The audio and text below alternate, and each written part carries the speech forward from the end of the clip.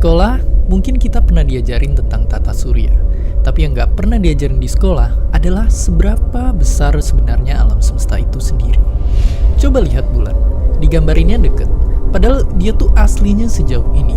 Jaraknya itu bisa muat kurang lebih sampai 30 bumi kalau dijejer. Dan itu baru bulan. Gimana yang jauh-jauh kayak planet lain atau galaksi lain?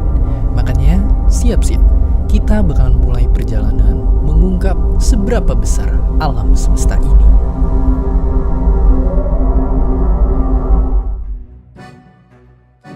Ayo kita mulai dari diri kita sendiri, manusia.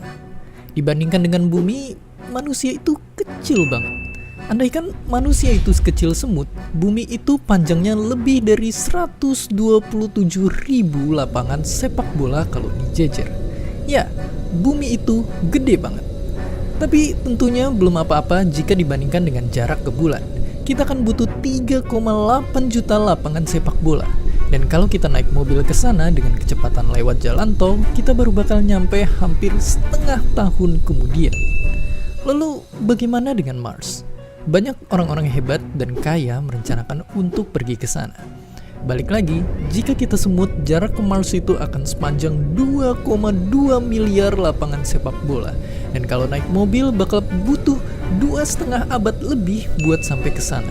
Atau butuh rata-rata 8 generasi, atau nunggu cicit kalian punya cicit, lalu cicit dari cicit kalian itu punya anak. Barulah anak dari cicit-cicit kalian bisa sampai ke Mars dengan naik mobil. Itu baru Mars. Apa jadinya kalau kita pengen ke ujung tata surya sampai Neptunus? Kalau naik mobil, tebak kita akan butuh waktu berapa? Kita akan butuh waktu 5.000 tahun lebih, atau tak terhitung berapa generasi yang pasti itu kayak kita nyetir dari zaman piramid baru dibikin dan nyampenya baru hari ini. Apakah otak kalian udah pusing? Itu baru tata surya kita. Kencangkan sabuk kalian karena ini baru awalnya saja.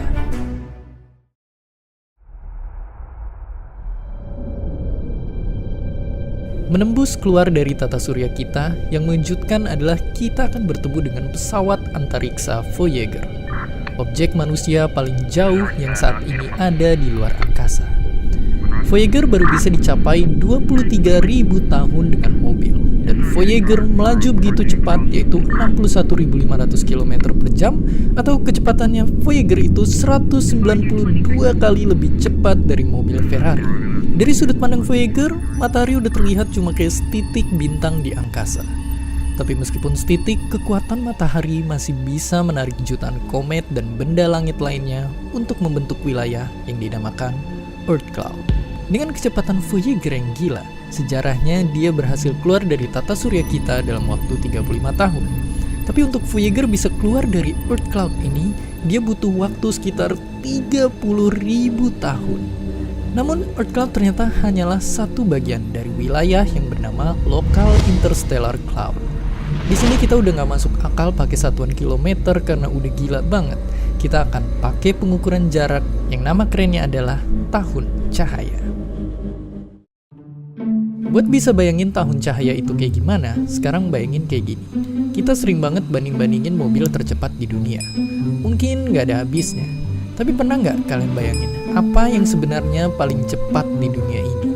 Kalau kalian kenal Albert Einstein, dia yang nemuin bahwa di dunia ini objek yang paling cepat itu sama sekali bukan mobil Ferrari, tapi sesuatu hal yang dekat dengan kita, cahaya. Nggak ada yang lebih cepat lagi dari cahaya. Tapi meskipun dengan kecepatan sekitar 1 miliar kilometer per jam aja, cahaya masih butuh waktu 4 tahun lebih buat nyampe di bintang paling terdekat kita, Alpha Centauri. Dan butuh waktu 30 tahun bagi objek tercepat di alam semesta ini untuk bisa nyampe dari ujung ke ujung. Dan pastinya nggak berhenti di situ. Kalau kita zoom out lagi, kita bisa ngelihat keseluruhan dari galaksi kita berada. Galaksi Bima Sakti atau Milky Way. Kira-kira ada sekitar 100 miliar sampai 400 miliar bintang kayak matahari, dan sekitar 800 miliar sampai 3,2 triliun planet di galaksi kita ini. Yang mengerikan adalah, mungkin di sini terlihat penuh dengan bintang. Namun tahukah kalian ada jutaan bahkan mungkin miliaran planet yang hidup di kegelapan? Planet tanpa bintang yang hanya mengambang di luar angkasa. Di dalamnya ada bumi kita, yang diterangi matahari kurang lebih di sebelah sini. Dan kira-kira dari bumi, bintang yang bisa kita lihat pakai mata telanjang itu cuma sebesar ini. Ya, jarak pandang kita cuma sebesar ini. Tapi, ayo menghela nafas, karena ternyata galaksi kita yang super raksasa dengan triliunan planet dan bintang hanyalah satu dari 54 galaksi berbeda yang ada di lokal group. Dan ayo sekali lagi menghela nafas, karena lokal group sendiri hanyalah bagian yang sangat mungil dari Virgo Supercluster. Di sini ada lebih dari 2000 galaksi kayak galaksi kita yang masing-masing ada isi bintang dan planetnya yang udah gak kehitung berapa triliun-triliun, yang pastinya angka nolnya udah ngalahin inflasi rupiah. Tapi selama kalian masih nonton video ini, jangan berhenti menghela nafas, karena Virgo Supercluster sendiri ternyata hanyalah bagian sangat kecil dari Laniakea Supercluster. Pada skala ini, tiap titik kecil yang kita lihat adalah galaksi. Ini adalah wilayah angkasa yang isinya ada lebih dari 100.000 galaksi kayak kita di dalamnya. Lalu apakah kita udah sampai akhir? Dan bisa ditebak jawabannya sama sekali enggak. Karena supercluster kita ini ternyata hanyalah bagian yang bukan lagi kecil, bukan lagi mungil, tapi benar-benar udah kayak debu di observable universe atau wilayah alam semesta yang bisa kita amati. Disinilah rumah dari lebih 2 triliun galaksi yang tak terhitung berapa banyak bintang dan planet di dalamnya, dan menjadi ujung batas pengetahuan kita manusia tentang besarnya alam semesta untuk sekarang. Di luar ini tentunya masih ada lagi, hingga sekarang masih menjadi misteri, karena kita hanya bisa melihat bagian ini dari alam semesta. Yang kita tahu sekarang lewat fisika, alam semesta di luar pengamatan kita sedang bertumbuh terus, lebih cepat dari kecepatan cahaya. Banyak dari ilmuwan menduga bahwa bahkan semesta kita ini hanyalah satu bagian dari miliaran semesta-semesta besar lainnya, yang saat ini ujungnya masih menjadi satu misteri besar yang belum terpecahkan. Mungkin video ini pada akhirnya bukan mengajarkan seberapa besar alam semesta, tapi justru mengajarkan seberapa kecilnya kita di alam semesta ini. Tapi janganlah langsung merasa hidup kalian tak ada artinya.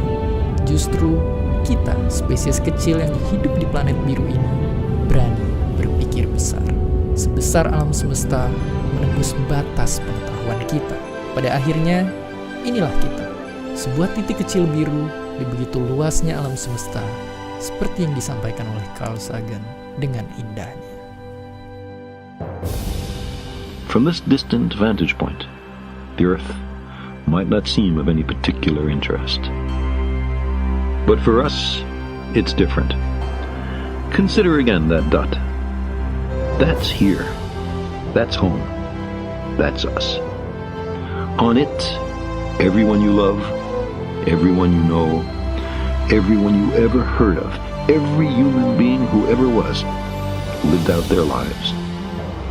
The aggregate of our joy and suffering, thousands of confident religions, ideologies, and economic doctrines, every hunter and forager, every hero and coward, every creator and destroyer of civilization, every king and peasant, every young couple in love, every mother and father, hopeful child, inventor and explorer, every teacher of morals, every corrupt politician, every superstar, every supreme leader, every saint and sinner in the history of our species lived there, on a mote of dust, suspended in a sunbeam. The Earth is a very small stage in a vast cosmic arena.